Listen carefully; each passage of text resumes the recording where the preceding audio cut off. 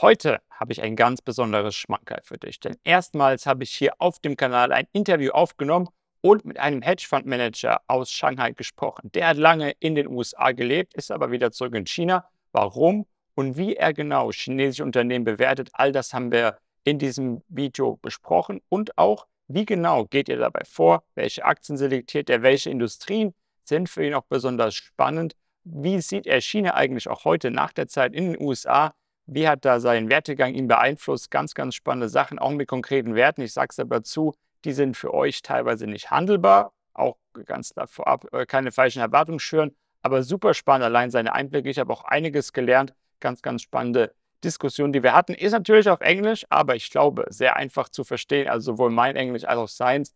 Ansonsten ist natürlich immer auch die Option da, bei YouTube einfach die Untertitel zu verwenden. Und jetzt viel, viel Spaß bei diesem super spannenden Video.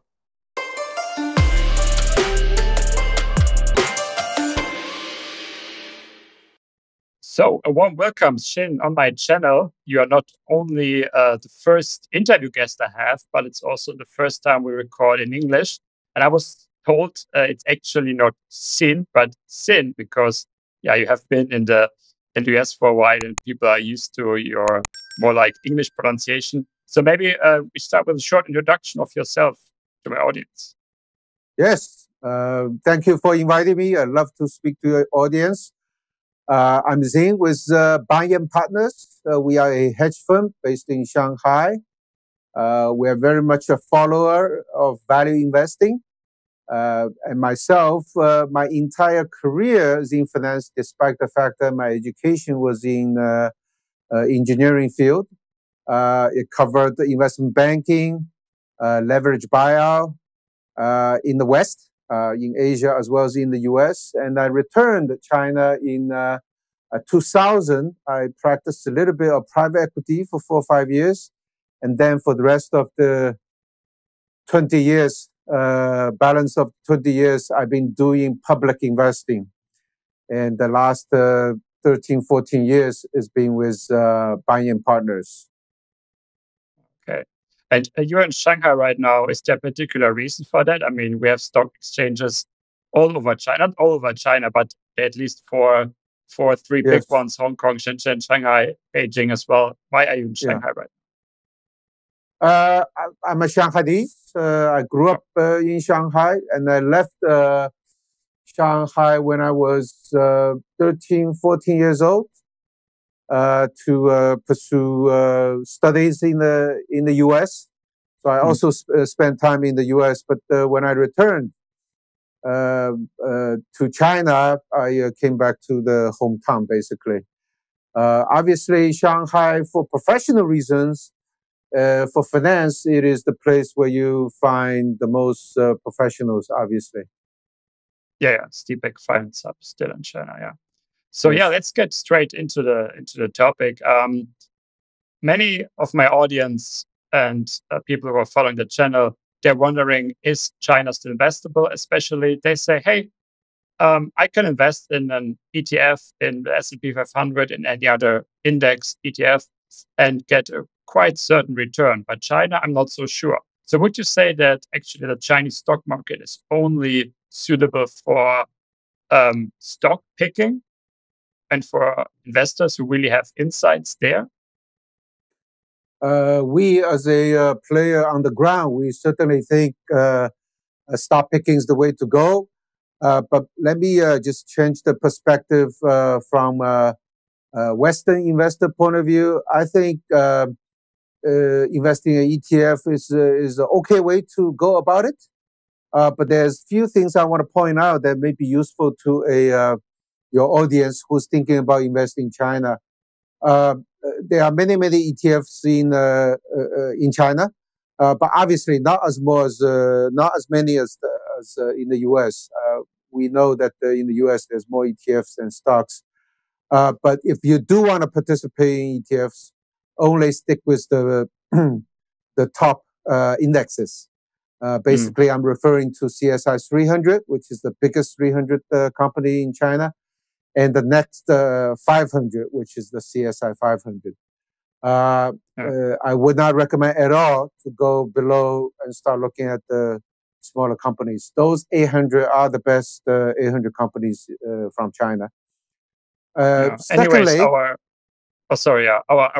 ETFs are quite limited in Germany.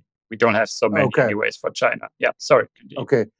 Secondly, if you look at the history of Chinese stocks, you will have spikes of stock rising very quickly, and then you will have a long, drawn-out drawdowns of the index as well as the individual stocks. So therefore, your action, okay, if you do buy ETFs, in essence, you are timing the market, right? Because you will, in your mind, you will be waiting to see when the market will get into an upturn cycle and then participate in the upturn. But that, as you know, market timing is very difficult to do. Some will say that it's impossible. But the tool is there if you choose to do that. If you do catch the upturn, it is in my opinion, not a bad way to participate in the Chinese market. But the disadvantage is very visible as well. Basically, you're timing the market, right? You're waiting most of the time and trying to jump in. While the individual stock picking, because one, it's volatile. Secondly, it's well known that 70-80% of the market participants are individuals, not as well developed as the Western markets. You get a lot of stock picking opportunities, and that's why we choose to go direct to pick stocks. Yeah. Are you looking at any particular industries, or are you just basically selecting the stocks based on fundamentals, maybe technical parameters, when you pick your portfolios? Are you preferring any industries? The industries is secondary to the primary purpose. Our primary is still using strict value principles and fundamental factors to pick the stock that meets our criteria. We obviously do look at industries very carefully, as the Chinese government has a very heavy hand in various different industries. Some they promote, others they try to limit. So we have to keep those information and long-term policies in mind when we are picking individual stocks. So yes, we don't limit ourselves to look at it, but it is very important, these different industries. It is also important to mention that our manpower as well as our expertise and circle of influence and competence is limited. So when you look at results, we are good at some industries. Others we have to rely on partners and outside analysts and partners to acquire competence when we follow certain industries. But in general, we are agnostic. We look at everything. Yeah, and let's say you found another great company. It's it meets your criteria.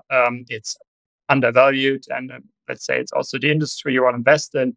How do you make sure these stocks really go up? Because a lot of my audience, they're also saying, "Hey, Eric, I get your point. I see the potential. I know the Chinese market is undervalued. A lot of stocks are incredibly cheap. I mean, we got so many companies which are trading below book value with a PE of a ratio of below than 10. How do you really can ensure that the stock is eventually going up and it doesn't drag on for 5 years until it goes up? Because then you have opportunity costs, obviously. Of course. I have a couple of very good information to share. This is obviously a very, very good question as well. First of all, you're more or less referring to value trap type idea. First of all, this idea of value trap is obviously applies to China market as well. But in my opinion, is less relevant today. It may come back another time. The reason why I mentioned it, this timing concept first, is because you can say China's been cheap for a long time, for multiple years already. But I would say it's relatively cheap before. it is absolutely cheap now. So for stock pickers, we are picking stocks that are, I can mention a few examples. They are really, really cheap. So that we feel, when the new money comes in, this new money could be a Chinese. There's plenty of money waiting on the side. It's a confidence issue. Or if there's foreign money coming, these will be the first ones to be picked up. Okay, so there's this timing concept I wanted to mention, right? They are less of a value trap compared to the value traps, the real value traps. First of all, secondly, for all our targets and positions that we go in, there's also the positive catalyst idea that we follow and we look for. So we actually, for companies that we end up putting the trigger on, we require some sort of a positive catalyst on the horizon. Now, most of these positive catalysts, we will have to wait, and it needs to be panned out by company's own operation. In rare cases, we could be the contributor to the positive catalyst. But in all cases, we need to understand why we invest in company, which is the investment thesis, and we look for a positive catalyst on the horizon. Now we are happy to share some examples with our audience if that's interesting to them. They love that, yeah, sure. Yeah. So I will give you one or two, depending on the time. One is the company does not demonstrate a huge growth, but it is very, very, very cheap. It's actually a men's clothing chain store.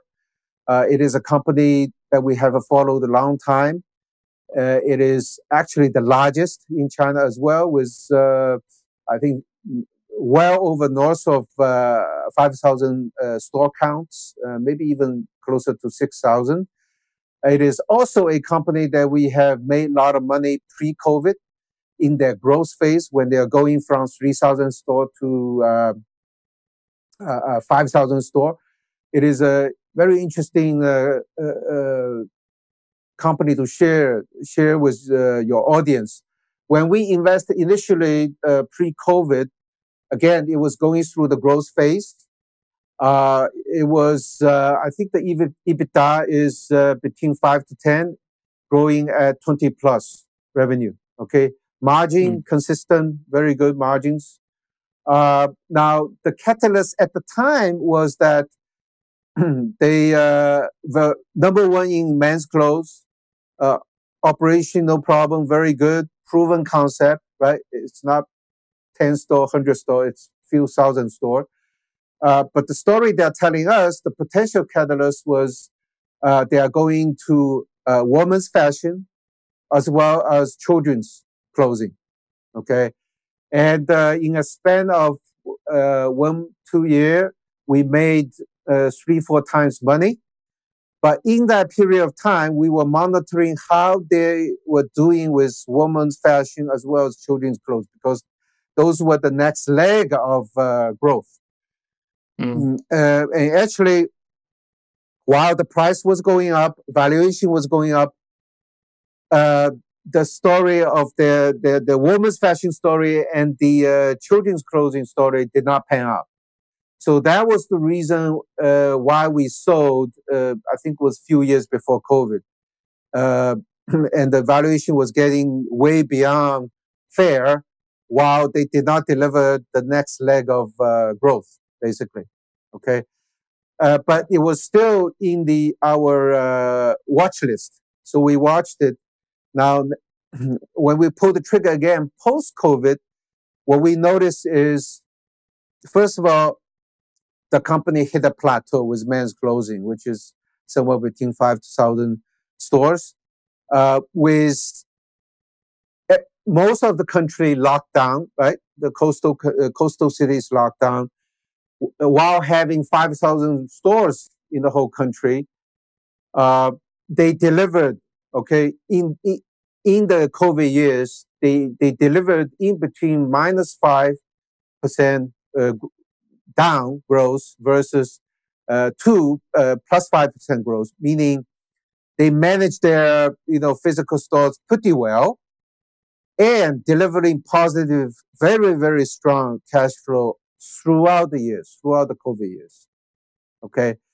And then obviously post-COVID, because the opening up, the consumption was below the entire economy, the consumption was below expectation. And we found the opportunity to go to build a position again. Now, the company is trading at 2.5 times EV/EBITDA right now, okay?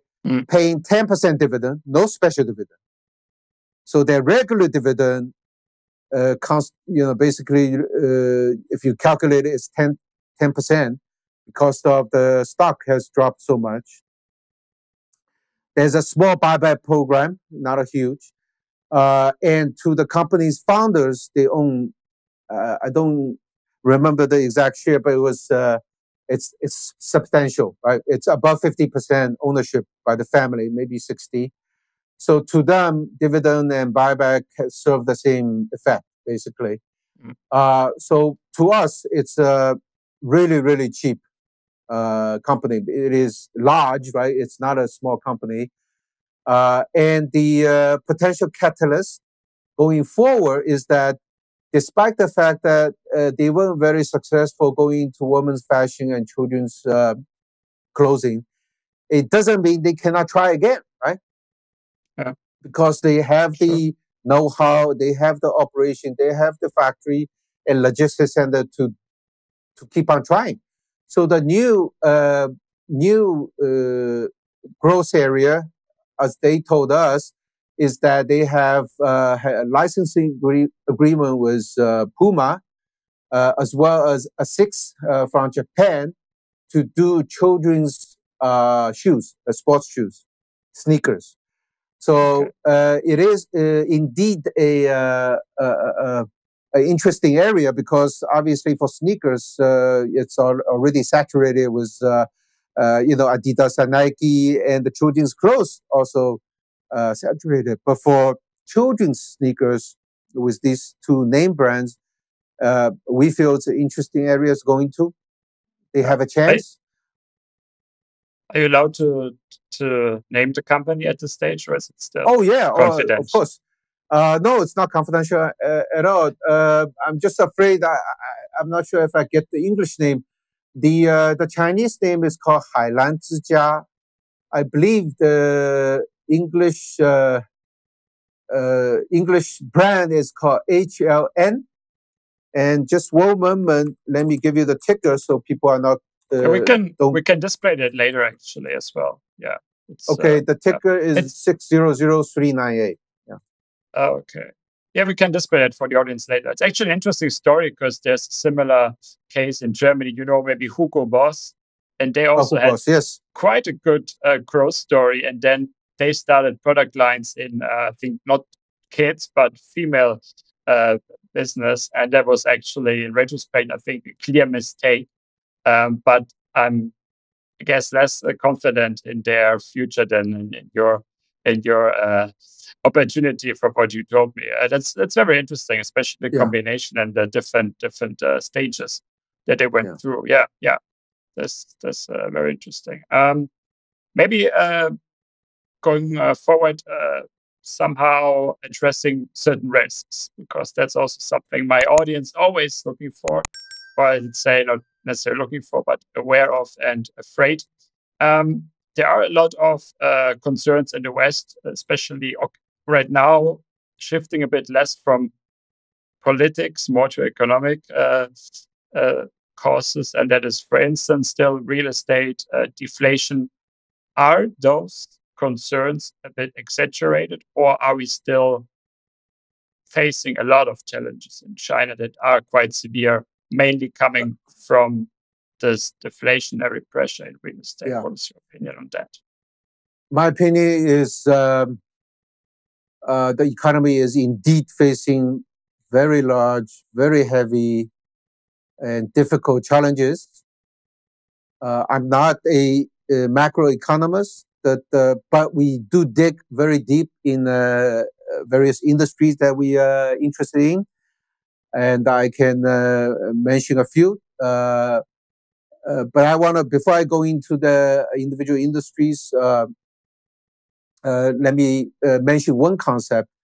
We are a stock picker, right? So you can't say every single industry, every single company in China is doing poorly, so therefore there's no opportunities. We just passed the deadline for the second quarter reporting, right? The August 30th, and there's still plenty of companies that deliver good results and to pick from. So that's one concept, so people can keep in their mind.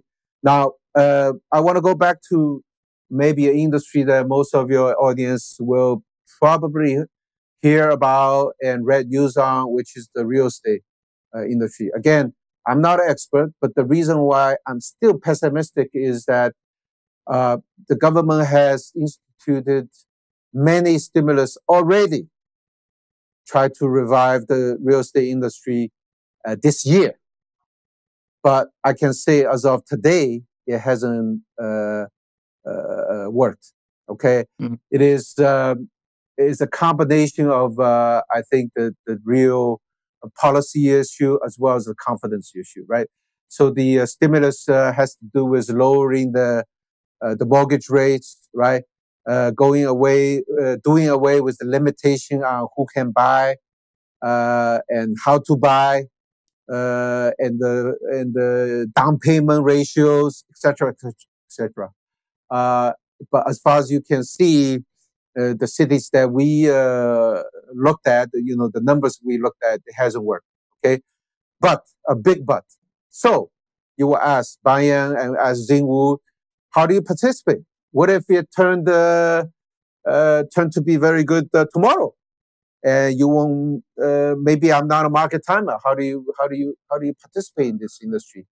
It is actually not that hard to find a company that, if the real estate industry all of a sudden become very booming, and we will get benefited from investing in these listed companies. Okay, I can give you actually many examples. I will give you maybe two. The concept is very sufficient. Very. Actually, out of the two, one is less affected, the other is affected, but obviously less so than a real estate developer, right? One is a electronic. What's the right English for it? Like a Schneider, like a Siemens light switch. Electric. It's not an appliance, right? Electric parts, maybe manufacturer, right? So this company is called. Installation. Yeah, it's called the company is called Goneo. Bo. The brand in China is called Bo. Bull. It started with a electric extension outlet manufacturer many years ago, and it has beat out all the competitors. Right? When I returned China, you used to have endless brands, 10 brands, 100 brands. Now, if you go to a street side mom and pop kind of small construction material store, you're only going to find one brand, which is Goneo. And they make you need it for your computer, for your charging your phone, and everyone uses it. And it's a premium brand. It's not cheap, relatively speaking, too. And you will find other brands that you can buy from, like a supermarket type construction material supermarket. There may be 2-3 other brands. But if you go to mom and pop store on the street side, you're only going to find Goneo. Okay, so Goneo is number one in outlet, electric outlet. And then about 7-8 years back, when it started the construction parts, which is electric switches, boxes that you use in your decoration, in your home decoration, and then some lighting. Okay, and now it is number one for the past 7-8 years, it goes into a new industry. Now they are number one in China. So that's very difficult to do. And we give them very, very high marks for doing that because 7-8 years ago, it is a brand new industry for them while they are existing participants like Philips and Siemens, foreign brands, as well as local brands. Okay. So this company also exports their new catalyst. The new area they're going into is home chargers for electric vehicle. Obviously, there are a lot individuals, households in China that's buying electric car. So the brands, EV brands, will sell chargers as well, home charger as well. But if you decide to buy a independent brand, you can choose Goneo. Okay, so Goneo is small in this area, but it's a new growth area for them. All right. Okay. The company has proven themselves to go into extend themselves into new areas and be successful at it. Yeah. And valuation is fair. It's not dirt cheap. I think they are trading at maybe 15 times, even EBITDA growing at 15 times. Okay. It is a recognizable brand. They are also exporting. Okay. Now, they obviously lived through entire real estate downturn, right? Still deliver growth.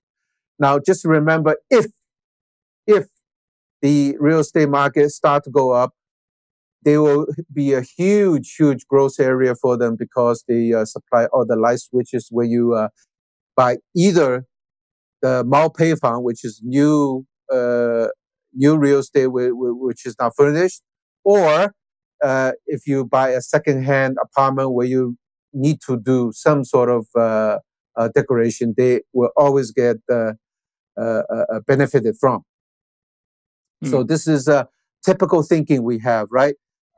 Value shares, good business model, a compounder of sorts, buy at a cheap price, and if real estate goes up, they will get hugely benefited. Yeah. So looking for companies who can really also diversify, who prove that they can do this, like with the textile company as well. Reminds me a bit of course, like we have a big example with Huawei that many people refer often to now when they think about the success of China, how pragmatic and flexible they are. But obviously, you are looking for these kind of advantages on a smaller level, smaller companies. Yeah. The other company that we can choose to invest will get hugely benefited from real estate market upturn is stove companies. In the U.S., households like to buy integrated stoves, to cook. Mm-hmm. I think I'm not so sure about Europe. Maybe Europe is separate units, so it looks better in a kitchen or something. Usually it's the same. It's pretty much integrated. If it hasn't changed since I left. So this company we looked at is number one in China, called Roban, Roban, ROBAM is the brand. They have a pretty close second competitor. So the market standing is okay, not like the previous company I explained where they're the dominant position. So they have the B2C business where they sell through Chinese electric appliances mega stores, similar to like the Best Buy in the US. But they also have a piece that's B2B, which is when the develops the entire compound and wants to furnish the apartment, they will furnish every single apartment with this stove. Okay, so their B2B business obviously is heavily affected by this route in the Chinese real estate market, but the B2C is still healthy. Okay, so in the latest quarter where they delivered the financial figures, I think the sales is down 10%. The margin is very healthy. They kept the margin. but the valuation is much cheaper than Goneo that we just discussed. I think it's more like 5 times EV/EBITDA, paying a dividend of close to 5%, 4 to 5%. This is way above the Chinese savings rate. Although nowadays in the Chinese A-share, 4 5% is, I would say, for the dividend-paying companies, it's more like an average. It's not super high like the men's clothing company was paying 10%. Yeah. So that's a good entry point, as well as if the market, if the real market start to go up, they will get they are more sensitive, I would say, than Goneo to get benefited. Oh, very interesting. Yeah. Yeah, you already mentioned the US and you have been there for a while, and I guess you learned more than just how they install their ovens and kitchen appliances. I'm curious, how did your time in the US, which was quite a long period, affect your way of thinking, especially, let's say, in terms of investment strategies, but maybe also in terms of how you see China? Because many people, they go abroad and they see their home country, including myself, looking at Germany a bit differently afterwards. Not necessarily worse or better, but what was, let's say, the biggest maybe perceptual change for you being in the US? Yeah. Oh, this is it's a very interesting question and good question for me. Actually, I'm thinking back, no one has asked that, but let me expand the question a bit. You will understand after I give you the answer. When I was in the US, obviously I went to college, studied. I think the college time, because the engineering background, it taught me the critical thinking skills, no matter what I do. I could be doing something not related to finance, right? But my first job was investment banking in Silicon Valley. I think looking back in terms of fundamental analysis, anything analysis related, it all came from that experience. I actually only had essentially three jobs before I started this company. Now, 4 jobs, right? I explain a little bit later, right? 4 jobs before I started buying, right? 3 jobs before I started doing public investment, right? So I will credit everything, anything to do with fundamental analysis to that, 4 or 5 years with the investment bank, top investment bank in Silicon Valley, right? I recently read a news on Bloomberg that JP Morgan, there's 2-3 company was forced to lower their employees' work time. This is Bloomberg news within the last 3-4 days, I think. I think the number quoted was 100 hours. I was working 100 plus hours every week back then. Okay.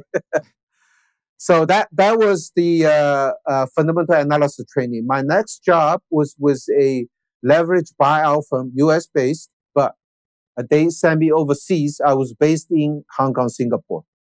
Okay. I'm not going to detail what I did, but it's executing leverage buyout deals in Asia. Looking back, the number one skill set, the top know-how that I brought with me is how to manage a investment company, right? So what, you can analyze companies and, we can set thresholds, what's value share, what's cheap, what's expensive. But how do you get approved? How does it go into a portfolio, right? Do you vote for it, or the top managers vote for it? How do you do it? Now, the Chase Capital that I joined, when I joined, it had maybe 10, 20 years experience, years of since their founding already. That's obviously they are not a public equity firm; they are a private equity firm, but they are delivering, 30 plus IRR for back then for 10, 20 years. So something has worked for them that I learned how to do. That's really about decision making. Exactly, decision making. Yeah. After that experience, I came back to Shanghai with a PE/VC firm, and from there on, from 2000 to today, and 2000 before I founding the public equity firm, founding of buying partners, that's China know-how, right? Because I arrived China, you can say I look like Chinese, I talk like Chinese, but you don't know how Chinese do business. So before the founding, I spent 2000 to 2010, 10 years, both public and private, to accumulate the know-how about China, basically. It could be industry specific, it could be politics specific, it could be company specific, right? So adding these three pieces together, I think we are more than ready to do buy-in, to do value investing in China. Oh. Very interesting. Yeah. And after all these years, maybe that's already a bit like a good question to come to an end. Is your overall view, we touched this topic earlier, on China still quite positive? I mean, obviously, we still have growth. I see with my own eyes, people are still spending money. There are a lot of trends that don't exist in this scale anywhere in the world. So are you still very confident about the future, or maybe also because of political reasons, let's say tensions with the US, is there anything that would make you more pessimistic, or do you still have quite a lot of confidence here in China?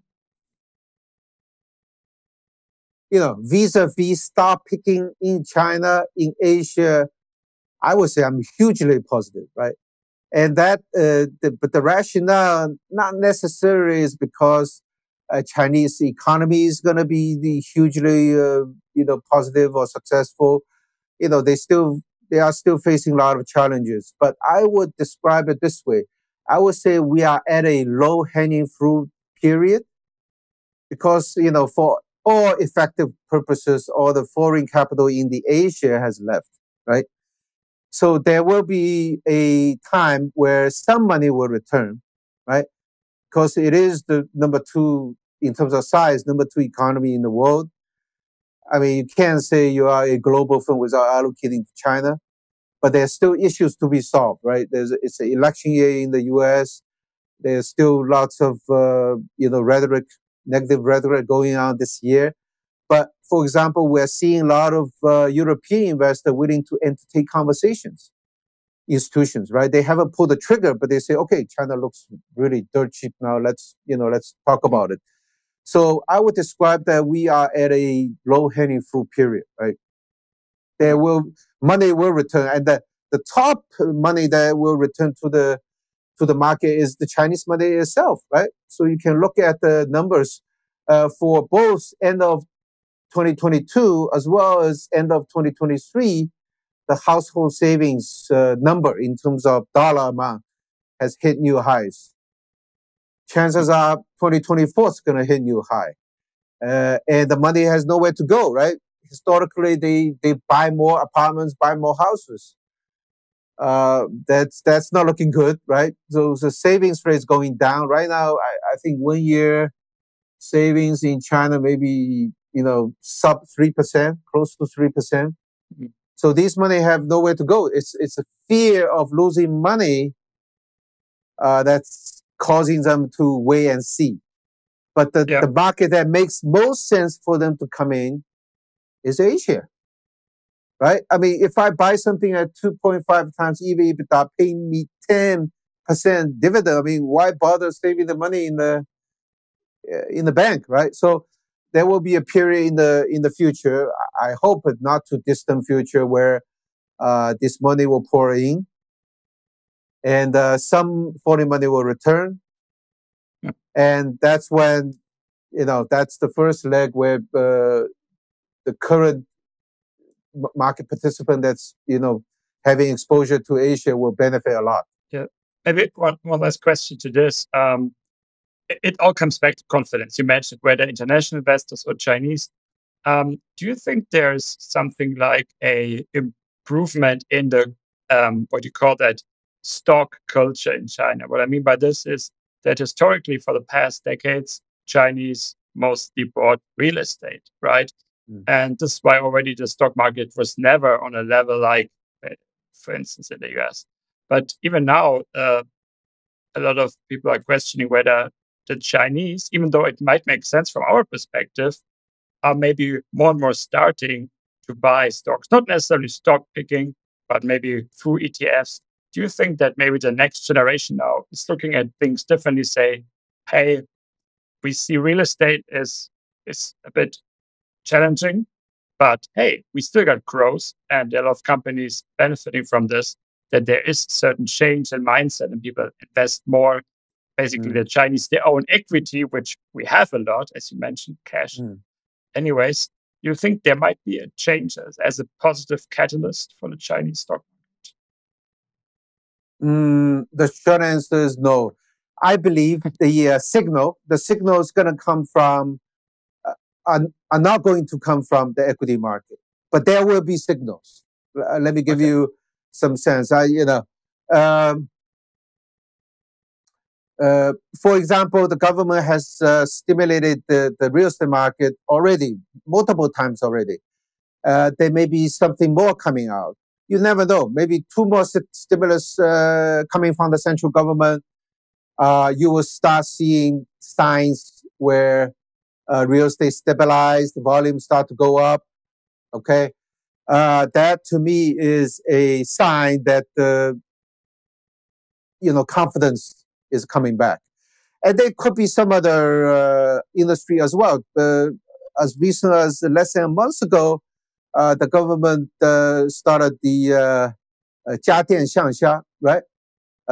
Bring the electrical appliances to countryside, right? So it could be any one of these actions. But in a nutshell, it is more policies from the central government, from Mr. Xi, that he's done with security measures. He's now diverting some attention to economy. That would be a huge positive sign. Now, the reason why I say it won't come from not likely, I won't say absolutely it won't, is there's a saying in Chinese market, equities market, that 三根阳线改变信仰. In English, it means 3 uptick, it changes your belief, right? Changes, you believe in Buddha, you all of a sudden tomorrow you believe God, okay? So the market start going up a little bit, all the money is going to pour in. That has happened so many times in Chinese stock short history. So I believe at least the next one is gonna happen like that as well. So I feel the signal is gonna come from the basic economy, and it's gonna trickle to the equities. Yeah, that makes sense. Hey, Xin, thank you so much. I personally already learned a lot. I'm sure my audience did as well. Thanks really for your time and for your insights, which I think are really unique and great insights that we got today. Maybe we got a chance to repeat that in the future. I actually even have a lot of questions just from this interview, but I guess eventually we have to end. Thank you so much for your time. Yeah, thank you again for having me. Love to talk to you and your audiences. Sure. So best greetings to Shanghai, and see you next time, Xin. Bye-bye. Bye.